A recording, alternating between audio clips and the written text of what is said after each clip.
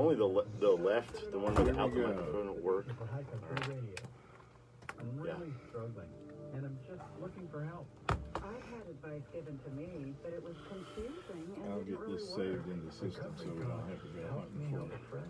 I like Great. it. You can call in and talk about your problem. They offer solutions. I'm all tangled up. That's what I was looking for. Recovery Talk. All right, Have a problem? Know someone who does? 10 seconds. Call us.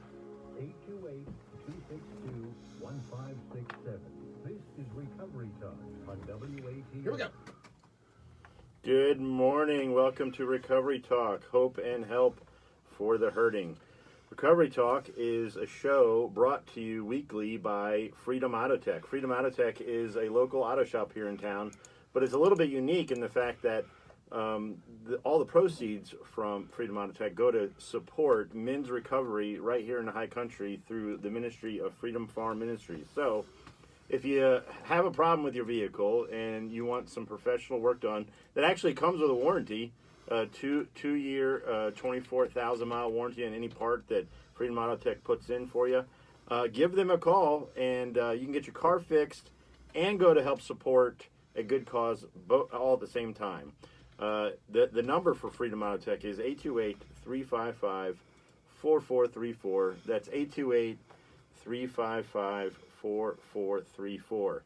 We got a couple people logging into Facebook saying hi. We got Margaret there. Hey, Margaret, how are you doing? There's Todd, the master. I don't even know him. He's a master of many things. Okay, he'll get you any information you need right on the bat.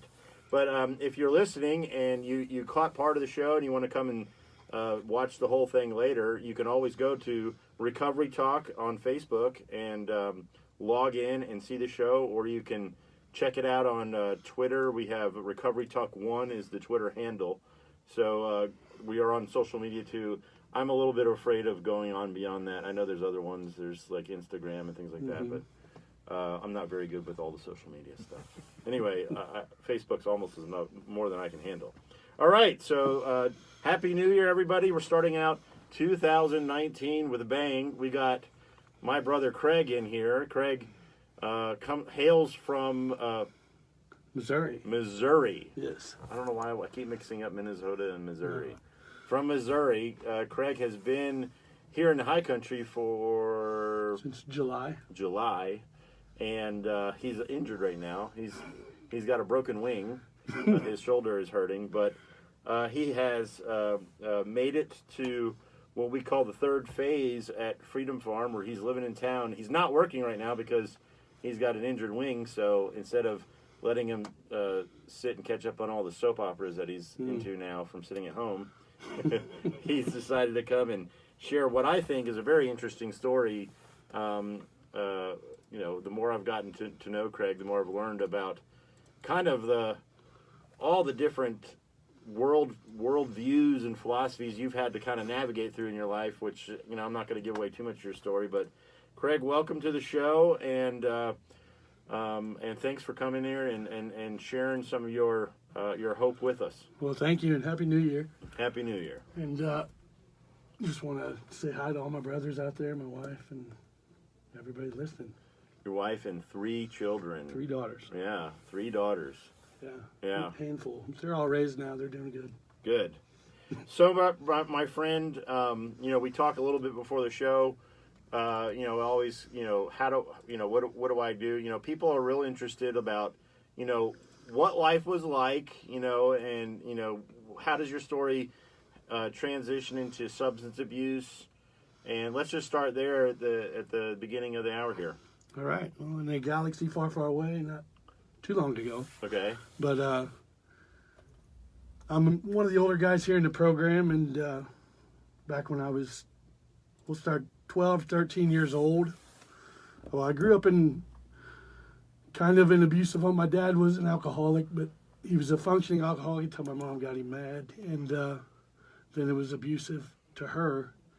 But other than that, my childhood wasn't bad. We didn't want for anything. We always got to do what we wanted to do, and pretty much anything we wanted. But it's interesting. I had a conversation yesterday, and they were like, people are trying to define what an alcoholic is and alcoholism, and most people were defining it as far as you're drinking alcohol to excess to the point to where you can't function in life, and then there was half the room say, wait a second, there are people that are what you just said, functioning alcoholics. Yeah. So your dad maintained a good job, but he drank, and it affected your all's life very negatively. Mm-hmm. Yeah, well, I mean, if you ask my sister, she grew up in Vietnam, I wouldn't say the same thing. We grew up in a military home, and then after Dad retired, he drove a truck, so he was a hard man, but he wasn't hard until he was pushed, and my mom had a good way of pushing his buttons. But still doesn't, excuse the way he acted sometimes. He was a good man, but sometimes things happen and they're not the best. But anyway, I was always kind of the rebel in the family, and never really had any excuse for it. I just kind of rebelled. At around 13 years old, I can remember going outside to mow the yard, and my mom waking me up while I was passed out over a gas can for huffing gas. So that's probably my first experience of doing anything. And still went to school and all that, and moved quite a bit. And whenever we moved to the town that my mom still lives in today, I was a sophomore in high school, and before that I was doing okay, other than that one incident. So let me ask you, because I'm curious, and I think some other people just heard it. 13-year-olds mowing the grass, and next thing you know, you're being woke up because you passed out from puffing on gas. Like, do you remember, where you got the idea, hey, let me try huffing this gas? I remember liking the smell of gas, and then making my head a little fuzzy, and thought I would see how far I could get. So you literally, hey, I felt a little bit of buzziness from smelling this gas, so let me get a little. No one taught you, hey, if you huff gas, you'll get. No, I was. All right. I'm the youngest of all my siblings, and I was 6 years younger than my brother that's older. So by that time, everybody was already gone in the Army or off living their lives. So I was home by myself. I'm not trying to make you feel weird, because I definitely have huffing in my background of substance abuse. I've huffed substances. But I didn't figure that out on my own. People told me, hey, if you huff this stuff, it makes you feel a buzz. So I was like, oh, I'm gonna do that. But you're telling it a little different. Hey, you know what? Let me try doing this. Yeah, I guess I just wanted to experiment on my own. Okay. Anyway, so sophomore in high school, you're at the town you're at now. Your mom's at now. Right. Okay. West Plains. Parents still Missouri. together? My dad has passed away, but they were together for the rest of his life.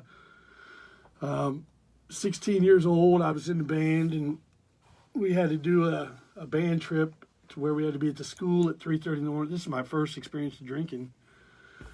Had to be at the school at 3:30 in the morning, and me and all the whole drum line went out and started drinking. Showed up at the school at 3:30 in the morning, drunker than Cootie Brown, and anyway, that was my first experience of drinking. They went ahead and took us on the band trip, but it was a long trip. We had to march in band in Columbia, Missouri all day, and it was hot. And yeah, it wasn't a good experience, but I was doing it again the next weekend. So once I started drinking, it was, a weekend thing, more of a social gathering. And then I had a couple buddies took me out probably 6 months later to the woods. And we started smoking weed. I'd never smoked anything, so I smoked it and got stupid, and we went to town and got in a little trouble. Anyway, that was my first experience drinking and doing any kind of drugs. I smoked marijuana, and then little beknownst to me, it was laced with PCP. So, yeah, I got in some trouble for running naked down the road. I guess I was hot. I don't remember too much. I heard you get in trouble for that. Yeah. You just gave me a mental image that I don't want. I was in a lot better shape back then. But anyway, I just intermittently socially used through high school. I didn't go to, like you hear nowadays, some kids go to school high and do their thing. And I just didn't go to school. Okay. And my brother would come home from Army and chase me down and track me down and, threaten me and do all this stuff. And I didn't like school. Wasn't that I was stupid or anything. I just didn't enjoy going. It was boring. Mm-hmm. And remember my senior year, we had senior skip day, and we were, everybody skips on senior skip day. So went out to the river and bought a 12-pack, and was floating it in the spring out there. And here comes my mom about an hour later, embarrassed the heck out of everybody. Called the cops. It wasn't a good picture, but anyway, she did her best to guide me. Mm-hmm. But the friends I kept and the paths I took was pretty much took me to the road where I am today. I can't blame anybody. Can't blame my childhood. Can't blame anything like that on what I've done. But moving on after high school, but I did not graduate. I had a child in high school. Sorry, let me back up. And at 19, I had a little baby, and we were going to school and trying to, keep our heads above water, living on our own. Mm. And we ended up splitting up. And my daughter lived with her grandparents for a while. It was kind of a hectic deal. I knew I moved out to Little Rock. Didn't have my GED or nothing, but a buddy of mine I was working with was going to college out there, invited me to live with him. So I said, why not? And I went to live with him. And that's pretty much where my substance abuse really started. I was down there drinking and partying all the time like I was in college and, trying to have a good time that I thought was. But I was working 3 jobs, just trying to keep my head up above water. And one night, my roommate came up to me and said, I worked overnights at a gas station. He said, try this, maybe to help you stay awake. And it was meth. And I tried that. So this is 19 years old. Mm-hmm. So to recap, you've done a regular, normal progression, which some people just go through that growing up, and they do a little partying and smoking pot, maybe have a couple embarrassing experiences. Not everybody gets PCP and runs down the street naked, but you know what I'm saying. They get some embarrassing experiences, but you have a child, and you move to you're working 3 jobs. You're away from home. And someone introduces you to methamphetamine at this point, and this is when you say things go to a new level. Yeah. Anyway, I did that methamphetamine that night, and I was clear-headed. I worked all night, didn't get tired at all. I loved it.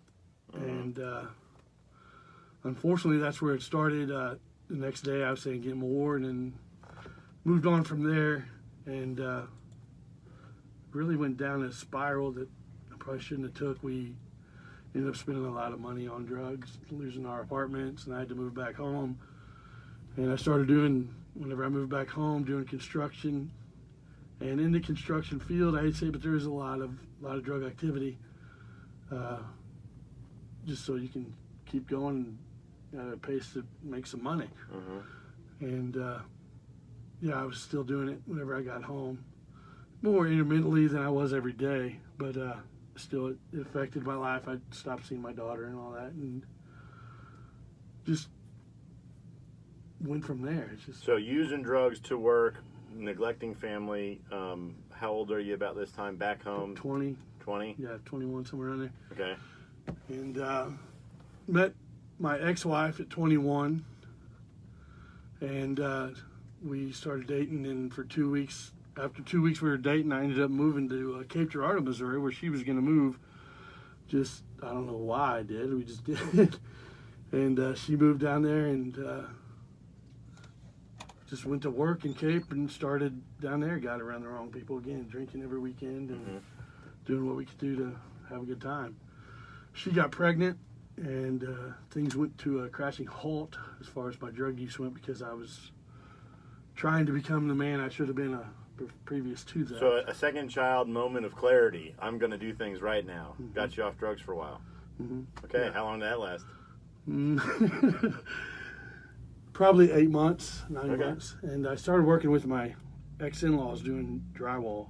And me and my ex-brother-in-law and my father-in-law, we would actually go get meth and do an 8-ball a week, and just to hang drywall. Just we're making money by the foot, and so we're working as fast as we could. And anyway, we would do that, and of an evening we'd get drunk to go to sleep and get up a couple hours later and go back to work. How old were you about this time? 22. 22. It's first time I went to rehab was in 1996. I was 22 years old, and my ex-wife said, if you don't go to rehab, I'm going to take the baby and leave. So I went to rehab, and I managed to stay clean for all of about 6 months, and started working again. And I think I just justified that as an excuse to make money. That's why I was using so much, was trying to make as much money as I possibly could to supplement my ex-wife not working. And I wanted to be a good father to take care of my kids. But, back then I just didn't even think about the repercussions that the drugs came with it. So it sounds like, from what you described about your father, pretty close to functioning drug addict, alcoholic type behavior. Right. And it's funny you said that, because I remember saying to my ex-wife one time I didn't want to be the father of my dad, because my dad was never home. I always wanted to be a part of my kids' lives, which I was for 13 years. And then, but I didn't want them to know that I had a problem with anything, trying to maintain a lifestyle for them. And anyway, I didn't want to be my dad. I loved my dad. He was a great man, but I didn't want to be who he was. Which, and unfortunately, it turned out I was. And unfortunately, the reality of that becomes part of the shame that keeps you in it. Right. Yeah. But yeah, and then doing drywall, doing meth all the time, made a lot of money. And I worked a lot of other jobs. Whenever drywall would go down, I'd get another job or something, and then it'd pick up, and I'd quit that job and go back to it.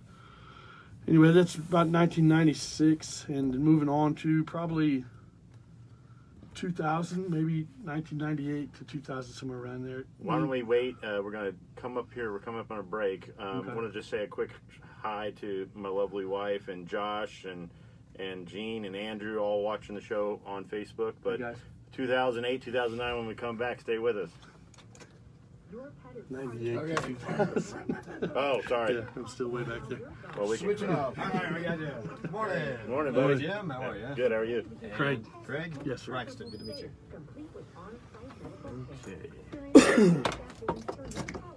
But I want to call you, what did I see on Facebook? What is it, the role that you reprised, the dirty Dallas Cowboy? Oh, yeah, the evil Dallas Cowboy. Evil Dallas Cowboy. What was that for? It was like a Bible school. It was like but it wasn't part of one of the regular. What story was it part of in the Bible? Oh, there's no significance. Okay. It's just, I'm being a bad guy, and my dad is Indiana Stones. Oh. And I was their guy that stole all their stuff and led them on wild goose chases to find stuff in the Bible. And I did it for a long time, so yeah. That's awesome. Good old times. Let's see.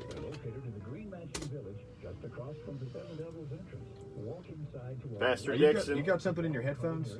I'm not getting it at all. The what? Oh, there it is. I got it. There it is. Yeah, Bill is it Bill, right? Yeah. He's having a hard time with it. I got it. But yeah, I forgot to tell that if you lift it halfway out, it'll work. Actually, it sounds like the static's gone now. Maybe it's just when we're on air. Weird. It's certain days it just doesn't work very well.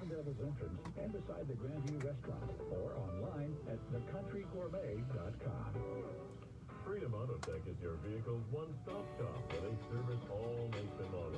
Repairs are covered by TechNet, a 2-year, 24,000-mile nationwide warranty on all repairs. So I just got the word that probably you and Bill with the show for a while. Could be. Yeah. Mike's not doing very well health-wise. That's what I heard. Could be us. I don't really know what exactly is going on with him, but whatever it is, it's not very good. So, pray for him. Yeah, absolutely.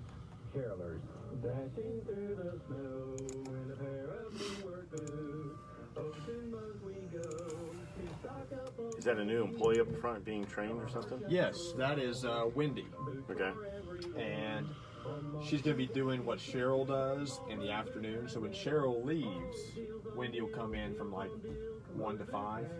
And then also Cheryl is leaving for Florida here pretty soon. I think it's next week for like a month. Okay. So Wendy will be filling in for Cheryl. So she'll be up front greeting folks as they come in. Nice. Answering the phones and doing all the other stuff promotion-wise, so social media. Come check us out. Yeah, I realized when I came in here that Bill didn't know to take you to break, and so you guys are like 4 minutes over. Oh, But really? it's not. It's fine. If it was like a 30, like the top of the hour, that'd be bad. Yeah. But the break in here, we won't have a long time before we have to get to the. That clock is way off. But we don't have a long time till 11 o'clock. Because once 11 o'clock gets here, we have to go to break. But that one's okay. All right. So we're gonna go to 11 and take a break. Right at 10:59:50, we take a break. Okay. But yeah, I'll give you a countdown. Cool. Yeah, I kind of thought something may have been wrong. We're going a little bit long. Look, this is a long time. It's like, man, we usually have a break by now. But Bill got the intro in, so Yeah, I emailed it to him. That's before awesome. The show. Am I doing okay? you're doing great. All Gene right. actually has said you're doing a great job, Craig. The joy of running and walking to people of all fitness levels. Check the website at upandrunningboom.com. Rather than having a department store we don't want experience, that. go to Up and Running in New Market Center. Here we go. Are you mean looking up at the camera or looking up like banner All right. banner year? 10 seconds.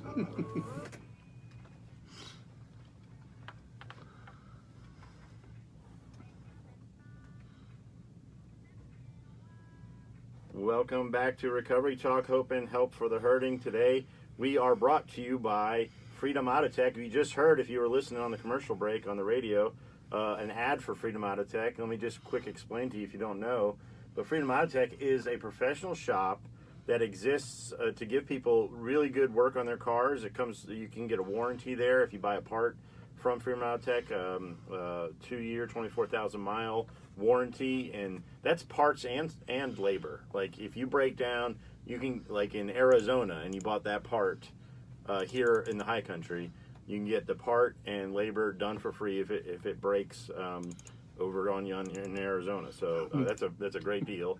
But anyway, the profits from Freedom Auto Tech, it's unique because it goes to just help support the Ministry of Freedom Farm, which is a 1-year recovery program up here in the high country. And you got two guys sitting right here, my guest today, Craig, and myself, that are products of the blessings that Freedom Farm brings to Amen. providing men a place to go and not only get off drugs, but to learn who Christ is and how he can transform your life. So look who just tuned in on the show, our pastor, Scott Andrews. He's watching, so don't want to make you nervous or anything, Craig.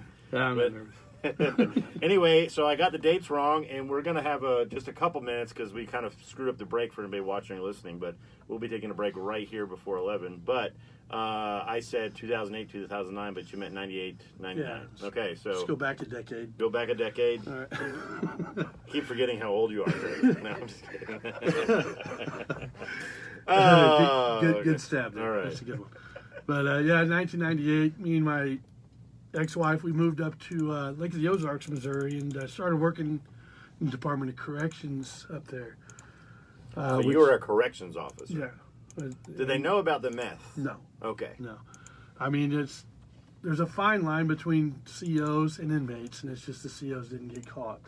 Really? That's pretty much all there is to it. Wait a second. Well, let's apologize. It's really hard to make blanket statements. There are probably very good CEOs out there. Okay, so let's Sorry. not put them all in the same Not box. everybody. I'm sure that there are good CEOs out there, just not the ones that you represent or hung out with.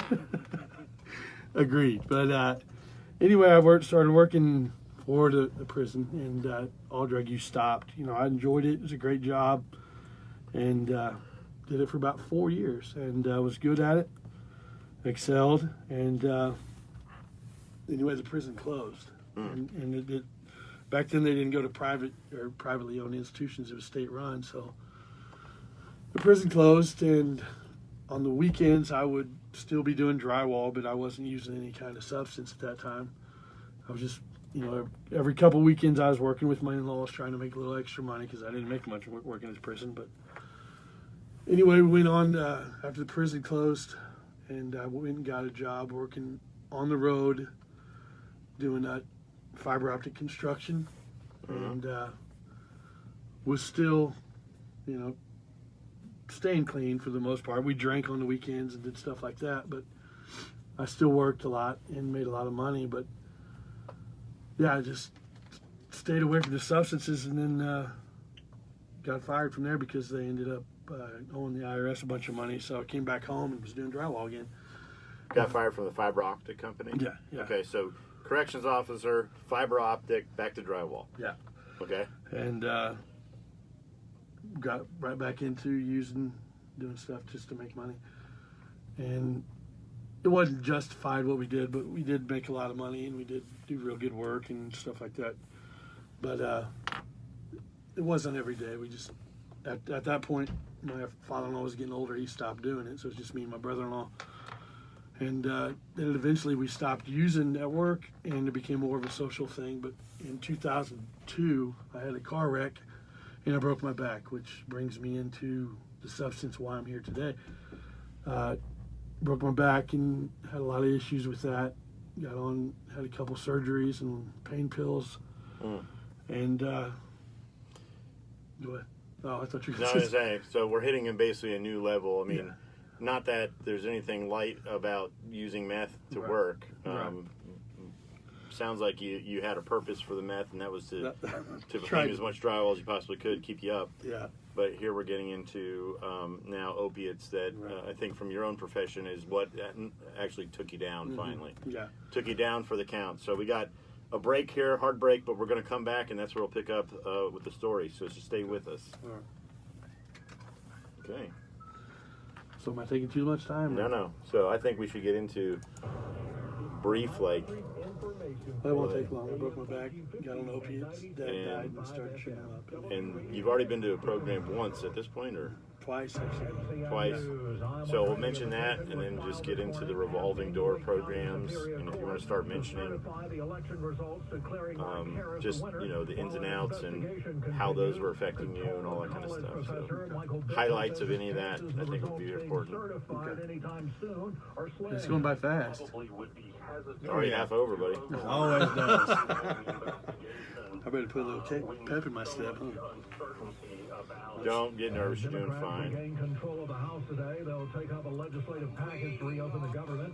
Correspondent Bill Wyckoff has more from Capitol Hill. I'm Bill Wyckoff. On Capitol Hill, Democrats take control of the House today, and the first order of business will be to try to reopen the federal government with a Is your dad a pastor? one that temporarily funds Homeland Did you tell me that one?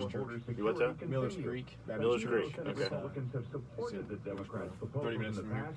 They say they won't take up the bills now simply because the president has indicated he won't sign them. The federal government has reached a plea agreement with former Buncombe County manager Wanda Green in all three federal indictments against her. Green began working for Buncombe County in 1994. She like where served as Elkin county is? manager for 20 years, retiring in Yakinville? 2017. Area of Yakinville. Saudi Arabia I know, I went to one of the, the death penalty against what do they call it? The Southern Baptist churches in the area, they have like a Convention? Southern Baptist Convention? Not the convention. It's called something else. I bet you went to like a church down there for a meeting, right? They have like a biannual. No, so I called one guy at a church, and a Baptist church there, and he said you should come to our, maybe it is convention, I don't know, it's like a association, that's what it is, the Baptist Association building, and like all these Baptist pastors from the area that are in that county, they all met once a week to do like they had a prayer meeting. Yeah. And I went and I met with a group of them. But that guy also, the head of that association was also the head of the one in Wilkesboro. Okay. And he wanted me to come speak to them in December, but we never connected, so I don't know what happened with that. But Yeah, my dad's the pastor there at Miller's Creek, and he's also the president and maybe CEO of Sheercore Ministries. Maybe he's just the chairman of the board. what is it called? Sheercore Ministries. It's a Christian counseling organization in Wilkesboro. Really? Yeah. They're really good. They've been here for a long time. They counsel anybody from marriage problems to substance abuse. You guys do pregnancy, all kinds of stuff. It's really great. I think I need to talk to your dad. So he comes in there and counsels a lot of people. Wow. Yeah. I want to talk to him. Yeah, I'll give him your number to him. My pastor here said association. That's what it is. Association. Thank you, sir. Thank you. Appreciate it. But yeah, I'll connect you two guys. I think it'd be really cool to see some sort of connection working together or something like that. I'm getting there's an organization that's fairly new, started by a guy named Mark Shaw, who wrote a book called The Heart of Addiction, and he's an ACDC counselor, which is an accredited biblical counseling degree. But he's got this commissioning thing you can do through his organization where it takes about 4 months, you got to read books, you got to go through their process, and you become a commissioned addictions counselor. Okay. So I'm about to sign up and do something like that with me and a couple people actually from our program.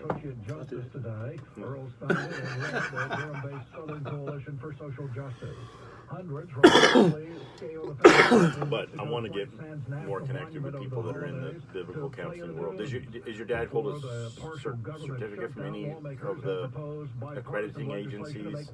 I mean, it's okay if he doesn't. It's just I know there's like four. There's four.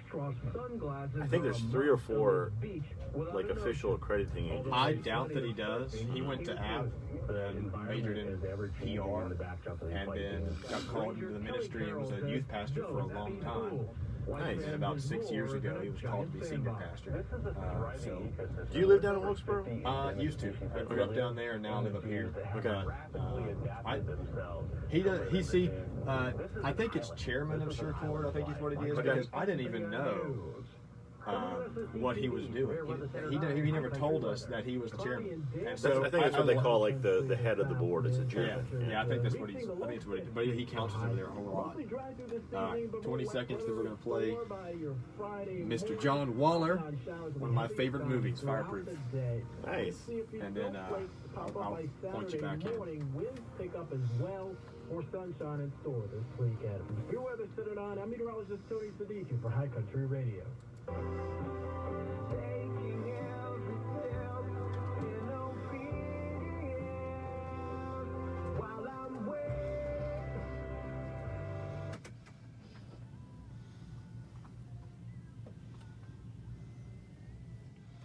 Welcome back to Recovery Talk, Hope and Help for the Hurting.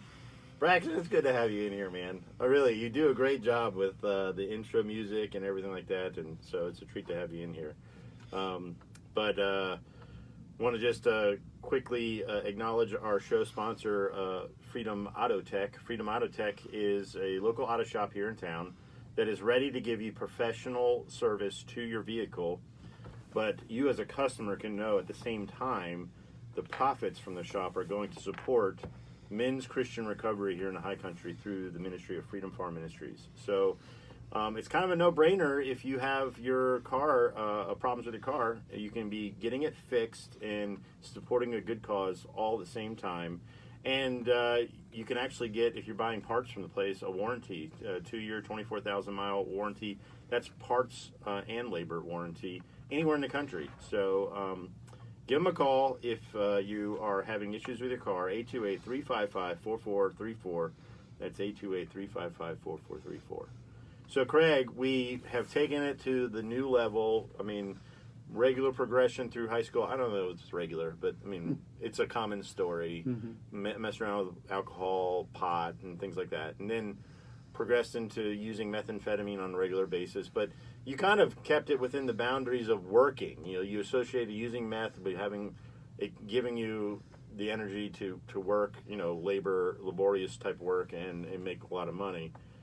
Still very unhealthy, but you broke your back, and you now have discovered opiates, and you know your own by your own admission, this is a new level for you. Yeah. Okay.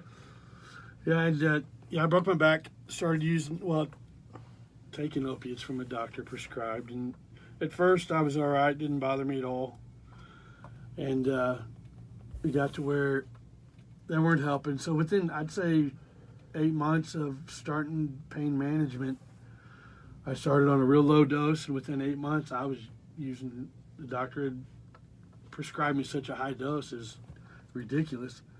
So I got hooked pretty quick, and then again, like I said, a lot of it falls into people you hang around with. And then my neighbor, I told him my back was hurting real bad one day, and I'd already taken a couple pain pills, and he introduced me to the needle, and that's when I fell apart.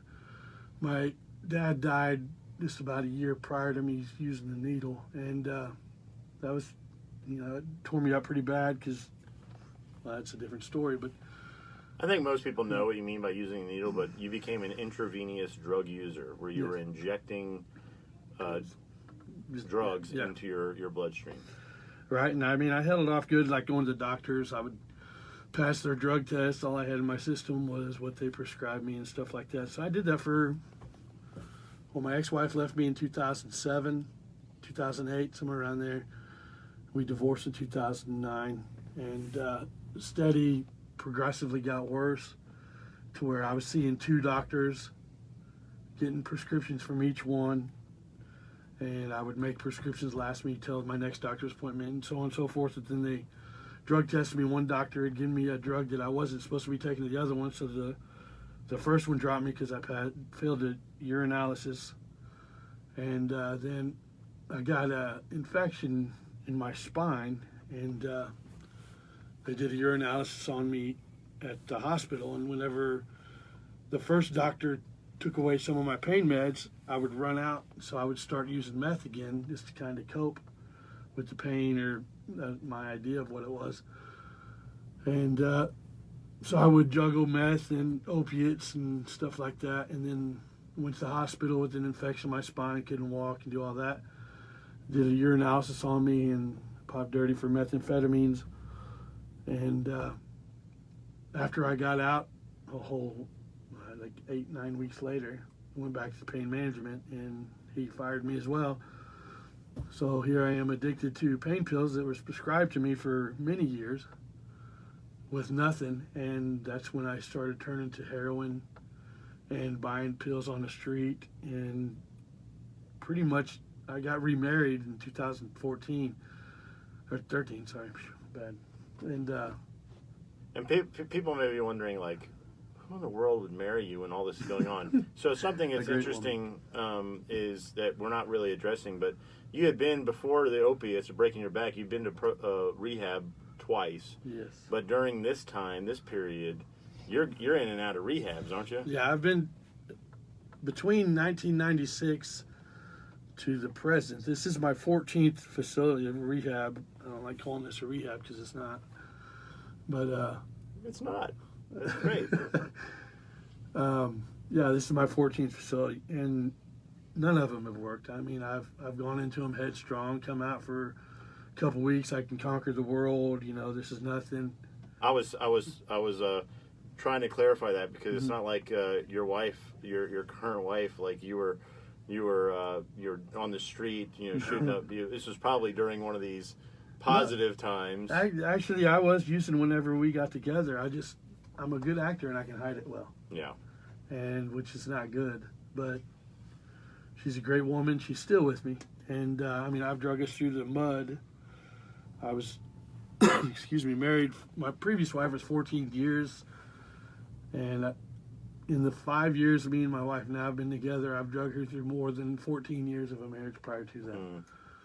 Because I've depleted all of our accounts. I've sold everything in our house, all my drywall tools. I've sold my truck, wheels off my truck.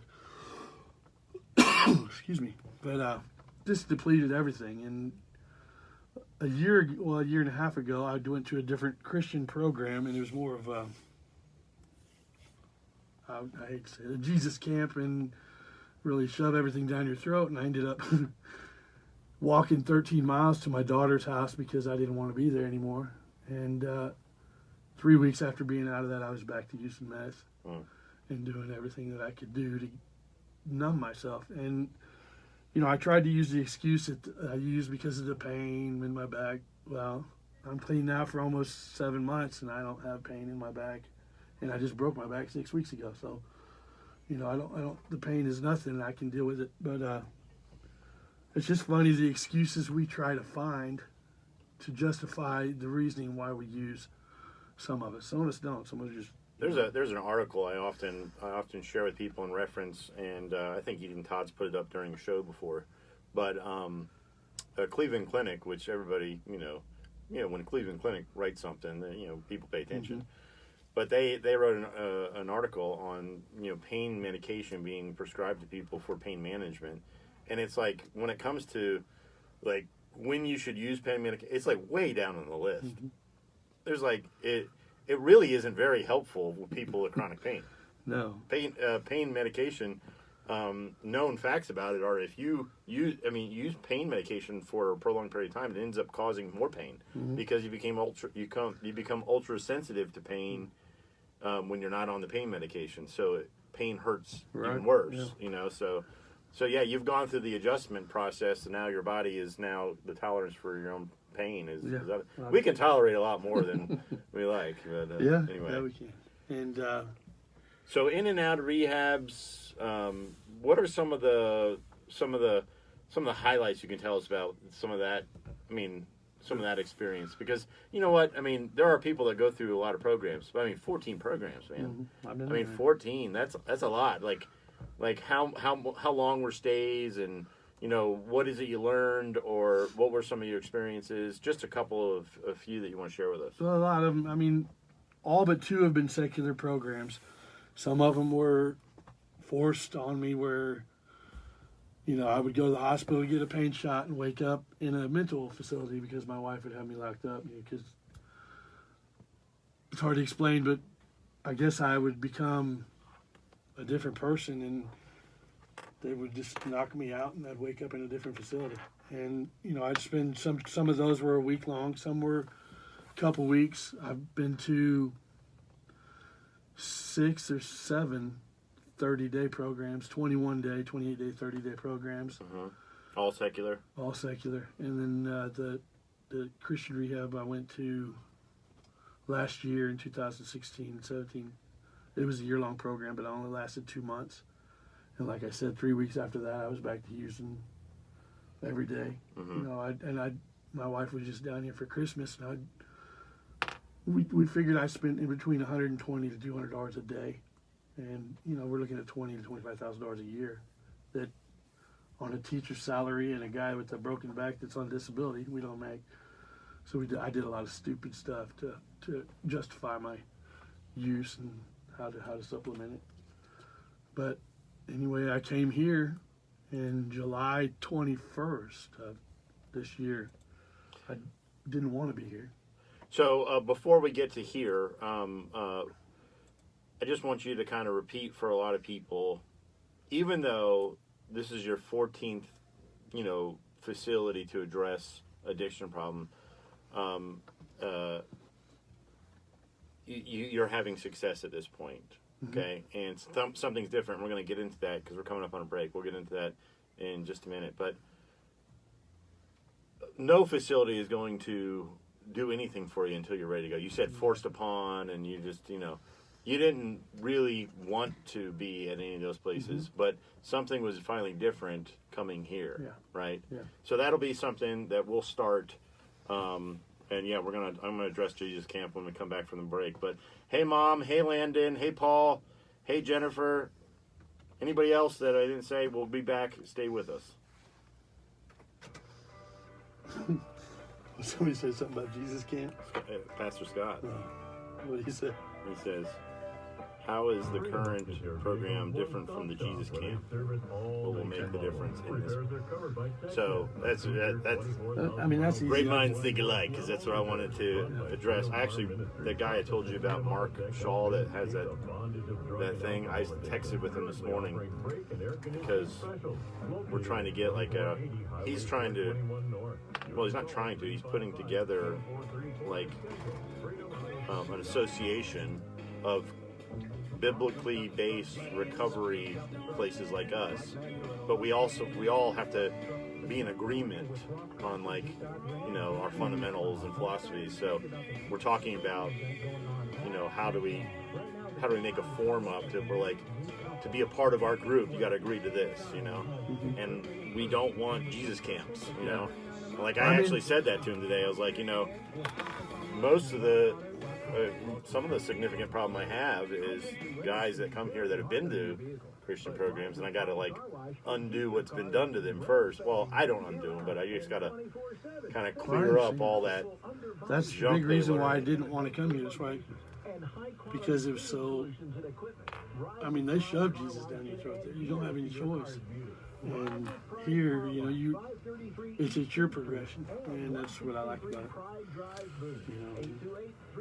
Todd, I'm the humblest person you know. All right. It's humble. I don't think humblest is a word. I just made that up, isn't it? Humble? I'm the humblest. Yes. Oh, humblest? I'm the most humble. Is that a new profession? I'm more humbler than you are. I'm humbler.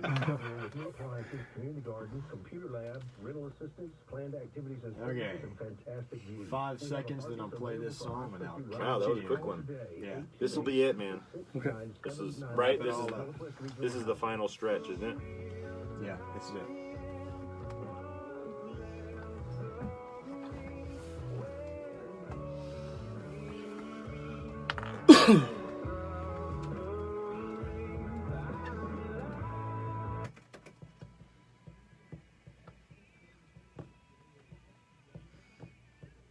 We're back with Recovery Talk, Hope and Help for the Hurting.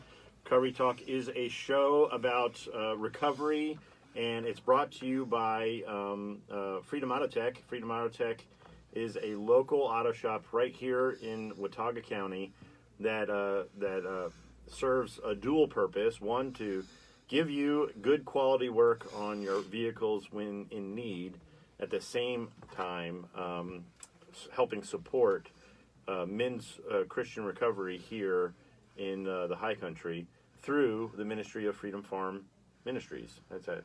Through the Ministry of Freedom Farm Ministries. I don't like that. So, just like humblest. Let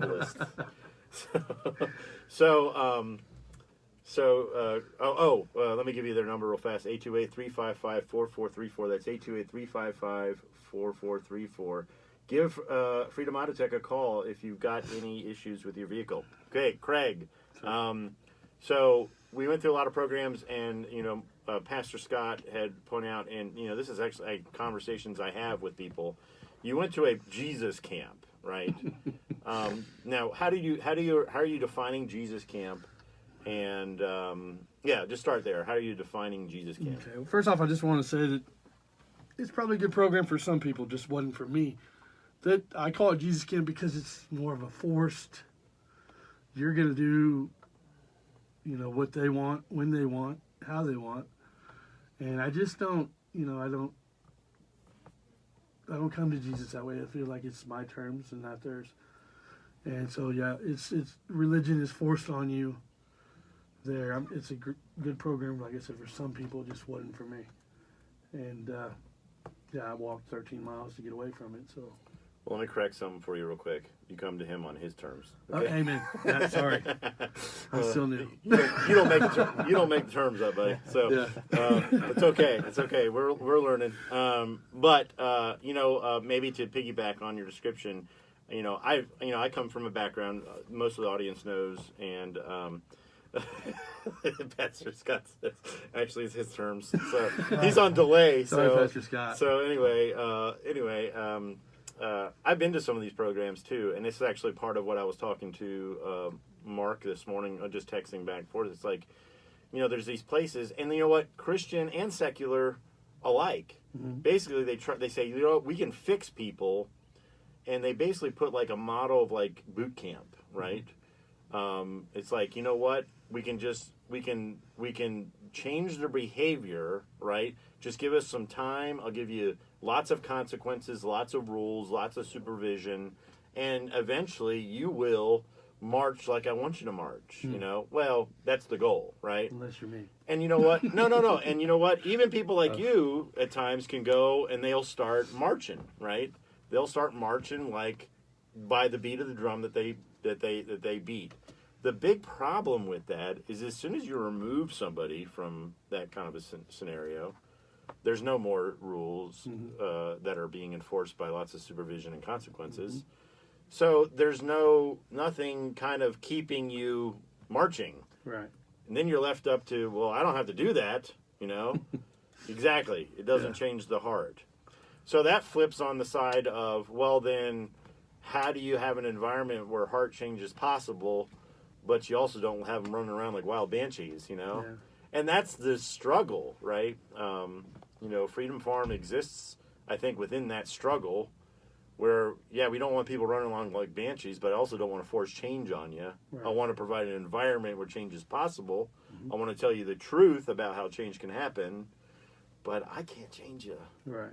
Because it's on his terms, right? Amen. That's right. So, anyway, so hopefully that was somewhat of a description between Jesus Camp and whatnot. And you know what? There's a lot more to talk about that. I don't want to take up. We're getting down to the last 5 minutes, but there's also understanding on why places turned into Jesus camps.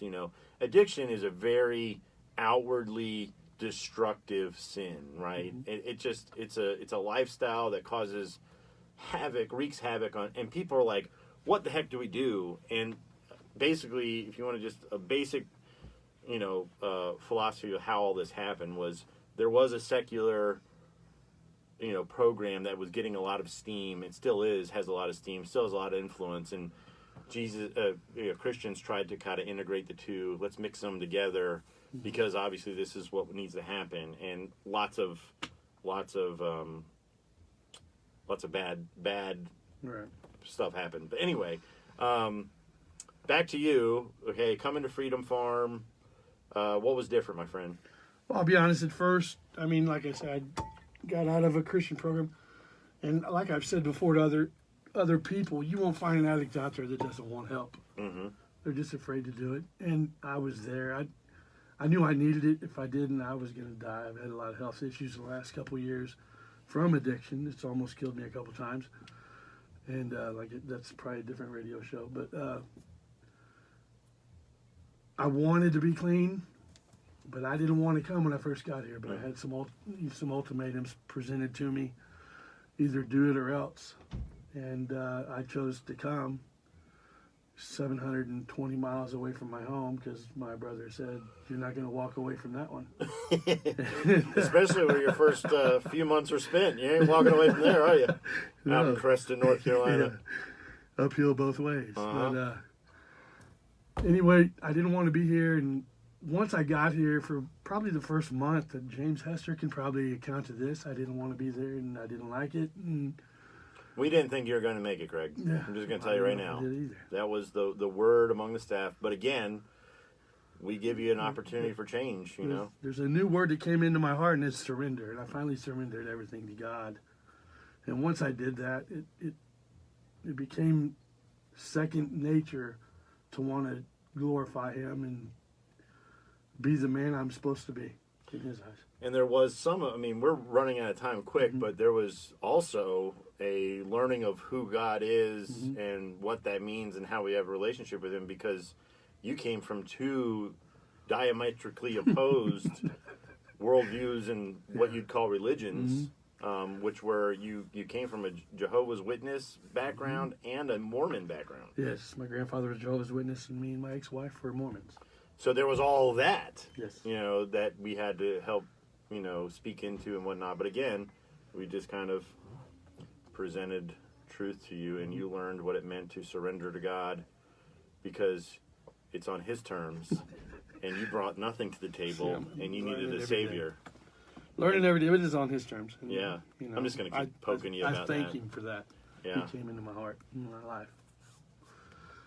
Todd says that's a critical element. I think he's talking about surrender. Yeah. It was. And, James kept saying, you surrender and things will change. And it did. And for me, it's a miracle, because I'd be dead right now if I was still out on the streets using. No doubt about it. I think when you get down to the nuts and bolts of salvation, it is kind of a miracle, because supernatural change has to happen from a supernatural God. So that's miraculous. It actually happened. I'm 44 years old. I hate, we've got some young guys here. I just like to tell them not to be where I am at my age. You Get can it- tell get it that now. story, my friend. Yeah. You have that story. Get it now. Get God and get right. So, in the last couple minutes, what's your future like? You're cured now, right? I'm cured. You're I have cured. Jesus in my heart. My future is actually promising. I've stated to my brother, my wife, my mom. I'm looking forward to a future that I've never looked forward to in the past, and I can't wait to experience life in sobriety. And I could never say that before.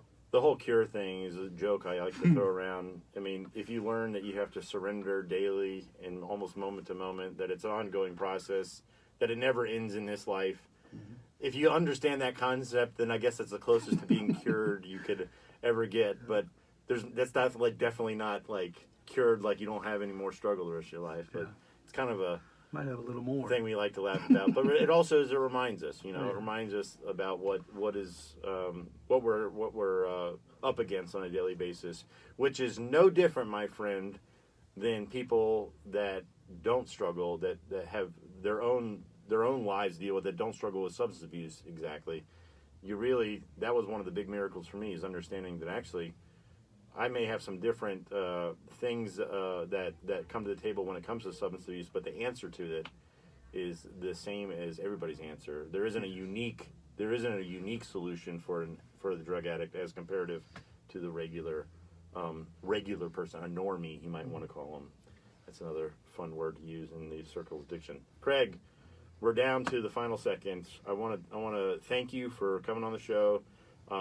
Praise God for the change that's happened in your life, my friend. Thank you. I hope that your wing is mended. Good. Praise God that we get to exist here and do what we do at Freedom Farm. It is a blessing to be here. Braxton, thanks again for joining us.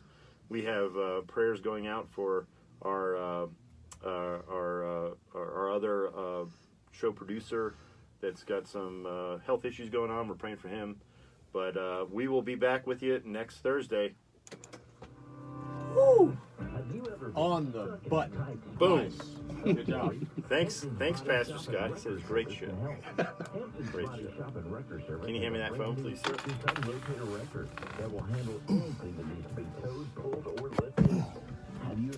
And another show. And another one.